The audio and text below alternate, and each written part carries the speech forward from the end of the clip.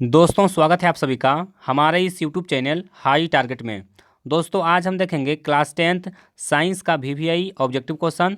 और दोस्तों ये फाइनल एग्जाम का रिवीजन वीडियो है और ये छठा रिवीजन वीडियो है। दोस्तों अगर इससे पहले वाले वीडियो नहीं देखे हैं तो जा करके प्लेलिस्ट में देख लीजिए, क्योंकि जितना भी रिवीजन वीडियो हम अपलोड किए हैं सभी गेसिंग किया हुआ प्रश्न है और ये सब प्रश्न आपके बोर्ड परीक्षा में पूछे जा सकते हैं। और दोस्तों अगर आपको मैट्रिक का पूरा कोर्स चाहिए तो डिस्क्रिप्शन में आपको लिंक दे दिए हैं।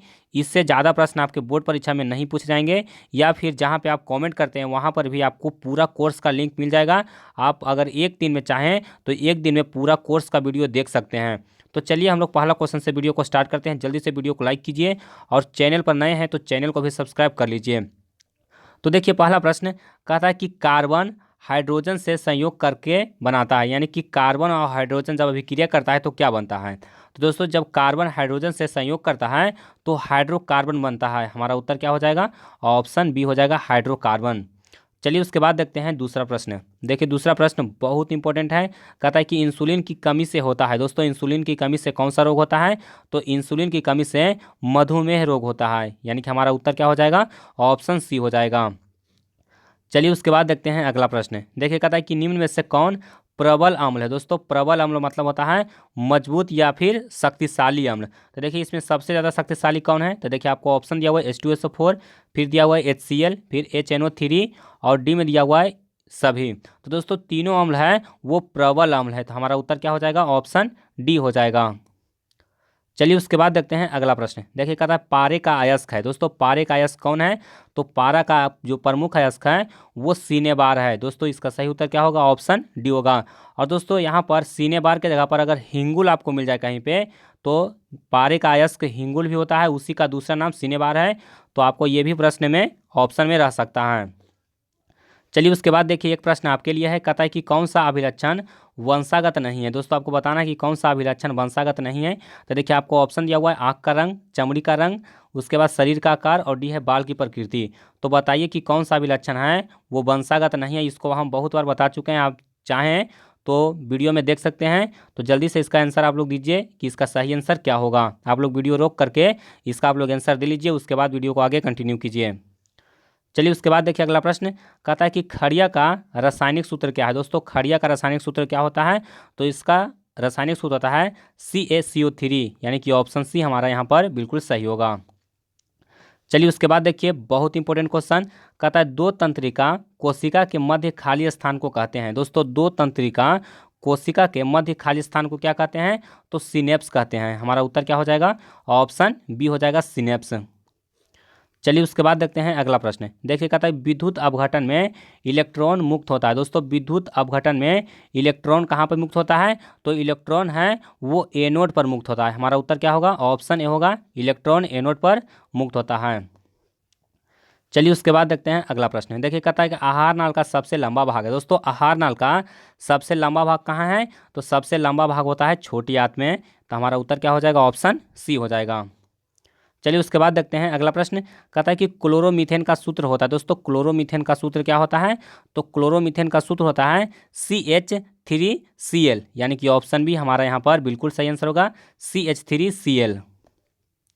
उसके बाद आइए अगला प्रश्न में। देखिए कहता है कि C6H6 का आणविक द्रव्यमान होता है। दोस्तों C6H6 को ही बेंजीन कहा जाता है, यानी कि बेंजीन का फॉर्मूला क्या होता है, C6H6 होता है। और यहाँ पर बताना है कि बेंजीन का आणविक द्रव्यमान है वो कितना होता है, तो इसका आणविक द्रव्यमान होता है 78। हमारा उत्तर क्या हो जाएगा, ऑप्शन सी हो जाएगा। दोस्तों इसको आपको रटना नहीं है। देखिए आपको आणविक द्रव्यमान निकालने के लिए बताते हैं कि कैसे हम लोग आणविक द्रव्यमान निकालते हैं। तो देखिए यहाँ पर सी है यानी कि कार्बन है, तो कार्बन का जो परमाणु द्रव्यमान होता है वो कितना होता है, तो 12 होता है। और 12 मल्टीप्लाई कर देंगे 6 से, क्योंकि C6 है तो कितना हुआ, 12 छक 72 हुआ। और हाइड्रोजन का कितना होता है आणविक द्रव्यमान, तो 1 होता है। तो इसमें हम लोग प्लस 6 कर देंगे तो कितना हुआ, 72 और 6 78 हो गया। आप लोग आणविक द्रव्यमान को याद कीजिएगा। देखिए आपको मोटा मोटी बता देते हैं, जितना परमाणु संख्या होता है उससे दुगना होता है आणविक द्रव्यमान। जैसे कार्बन का परमाणु संख्या कितना है, 6 है, तो इसका आणविक द्रव्यमान लगभग कितना होगा, तो 12 के आसपास होगा। उसी प्रकार से आप इसका कर सकते हैं। चलिए उसके बाद देखते हैं अगला प्रश्न। देखिए कहता है कि किलोवाट घंटा बराबर होता है। दोस्तों किलोवाट घंटा किसके बराबर होता है, तो 1 यूनिट के बराबर होता है 1 किलोवाट घंटा, यानी कि ऑप्शन ए हमारा यहाँ पर बिल्कुल सही होगा। चलिए उसके बाद देखिए अगला प्रश्न कहता है कि 1 माइक्रो एम्पियर विद्युत धारा निम्नलिखित में से कौन सी है। दोस्तों 1 माइक्रो एम्पियर, देखिए माइक्रो मतलब कितना होता है, माइक्रो मतलब होता है 10⁻⁻⁶। तो यहाँ पर पूछा गया माइक्रो एम्पियर, तो 10⁻⁶ एम्पियर होगा, यानी कि ऑप्शन सी यहाँ पर बिल्कुल सही आंसर है। चलिए उसके बाद देखते हैं अगला प्रश्न। देखिए कहता है कि भारत में उत्पादित प्रत्यावर्ती विद्युत धारा की आवृत्ति है, यानी कि जो भारत में उत्पादित होता है एसी करंट प्रत्यावर्ती धारा, उसका फ्रीक्वेंसी कितना होता है, तो इसका फ्रीक्वेंसी होता है 50 हर्ट्ज, यानी कि ऑप्शन ए हमारा बिल्कुल सही आंसर होगा। और वोल्टेज में होता है 220 वोल्ट, वोल्टेज में कहेगा 220 वोल्ट और फ्रीक्वेंसी कहेगा तो 50 हर्ट्ज होता है। चलिए उसके बाद देखिए अगला प्रश्न कहता है निम्नलिखित में से कौन अधातु है। दोस्तों आपको अधातु बताना है कि कौन अधातु है, तो देखिए आपको ऑप्शन दिया हुआ है कार्बन, सोडियम, एल्यूमिनियम और कैल्शियम। तो दोस्तों इसमें अधातु कौन है, तो इसमें अधातु है कार्बन, यानी कि ऑप्शन ए हमारा यहाँ पर बिल्कुल सही है। चलिए उसके बाद देखते हैं अगला प्रश्न। देखिए कहता है कि निम्नलिखित में से कौन असंतृप्त हाइड्रोकार्बन है। दोस्तों असंतृप्त हाइड्रोकार्बन यानी कि अनसैचुरेटेड हाइड्रोकार्बन। तो दोस्तों देखिए संतृप्त हाइड्रोकार्बन होता है एल्केन का, तो एल्केन में देखिए मेथेन और एथेन दोनों एल्केन का है, और एल्किन और एल्काइन होता है असंतृप्त। तो देखिए यहाँ पर एथिन है वो किसका है, तो एल्किन का है, एल्किन का सदस्य है, तो ये हो जाएगा असंतृप्त। आपको कहीं पे संतृप्त और असंतृप्त पहचानना रहेगा, तो एल्केन का जितना भी सदस्य होगा वो संतृप्त होगा, और एल्किन और एल्काइन का जितना सदस्य होगा वो क्या होगा, असंतृप्त होगा। चलिए उसके बाद देखते हैं अगला प्रश्न कहता है कि विद्युत ऊर्जा का व्यापारिक मात्रक है। दोस्तों यहाँ पर व्यापारिक मात्रक पूछा गया, ध्यान देना है। अगर विद्युत धारा का एसआई मात्रक पूछता तो विद्युत धारा का एसआई मात्रक दूसरा होता है, लेकिन अगर पूछेगा आपको व्यापारिक मात्रक तो व्यापारिक मात्रक क्या हो जाएगा, यूनिट होगा। अगर एसआई मात्रक पूछेगा विद्युत धारा का तो एम्पियर होगा, और व्यापारिक पूछेगा तो क्या हो जाएगा, यूनिट हो जाएगा, यानी कि हमारा सही आंसर क्या है, ऑप्शन सी है। चलिए उसके बाद देखते हैं अगला प्रश्न। देखिए कहता है कि विरंजक चूर्ण का रासायनिक सूत्र है। दोस्तों विरंजक चूर्ण का रासायनिक सूत्र क्या होता है, तो विरंजक चूर्ण का रासायनिक सूत्र होता है CaOCl2, यानी कि ऑप्शन बी यहाँ पर बिल्कुल सही आंसर है। चलिए उसके बाद देखते हैं अगला प्रश्न। देखिए कहता है कि किस रंग का तरंगदैर्घ्य सबसे बड़ा होता है। दोस्तों किस रंग का तरंगदैर्घ्य सबसे बड़ा होता है, यानी कि सबसे ज़्यादा होता है, तो दोस्तों लाल रंग का तरंगदैर्घ्य सबसे ज़्यादा होता है, और बैंगनी रंग का तरंगदैर्घ्य सबसे कम होता है। तो यहाँ पर हमारा सही उत्तर क्या हो जाएगा, ऑप्शन ए हो जाएगा। चलिए उसके बाद देखते हैं अगला प्रश्न। कहता है कि कौन सी गैस वैश्विक ऊष्मक के लिए उत्तरदायी है, यानी कि ग्लोबल वार्मिंग के लिए कौन सा गैस उत्तरदायी है, तो ग्लोबल वार्मिंग के लिए CO2 गैस है वो उत्तरदायी है, यानी कि कार्बन डाइऑक्साइड गैस। तो हमारा उत्तर क्या होगा, ऑप्शन ए होगा। और दोस्तों कार्बन डाइऑक्साइड गैस है वो हीट को ऑब्जर्व करता है, क्या करता है, हीट को अपनी ओर ऑब्जर्व कर लेता है, इसी कारण वैश्विक ऊष्मक होता है, यानी कि ग्लोबल वार्मिंग होता है। चलिए उसके बाद देखते हैं अगला प्रश्न। कहता है कि सामान्य नेत्र के लिए दूर बिंदु है। दोस्तों यहाँ पर देखिए क्या पूछा गया, दूर बिंदु पूछा गया। अगर इसका निकट बिंदु पूछता तो 25 सेंटीमीटर होता, लेकिन यहाँ पर दूर बिंदु है तो दूर बिंदु कितना होता है, अनंत होता है। तो हमारा उत्तर क्या हो जाएगा, ऑप्शन डी हो जाएगा।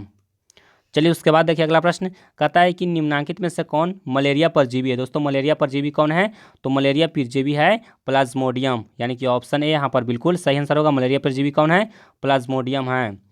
तो दोस्तों उम्मीद करता हूँ कि ये वीडियो आपको पसंद आया होगा, और अगर आपको वीडियो पसंद आया तो वीडियो को लाइक कीजिए, इसको अपने दोस्तों में ज़्यादा से ज़्यादा शेयर कीजिए, और चैनल पर नए हैं तो चैनल को भी सब्सक्राइब कर लीजिए। और दोस्तों अगर आपको मैट्रिक परीक्षा का पूरा वीडियो एक साथ देखना है तो डिस्क्रिप्शन में लिंक दे दिए हैं, वहाँ पर क्लिक करके आपको पूरा प्लेलिस्ट मिल जाएगा, जिससे आप मैट्रिक परीक्षा की तैयारी कर सकते हैं।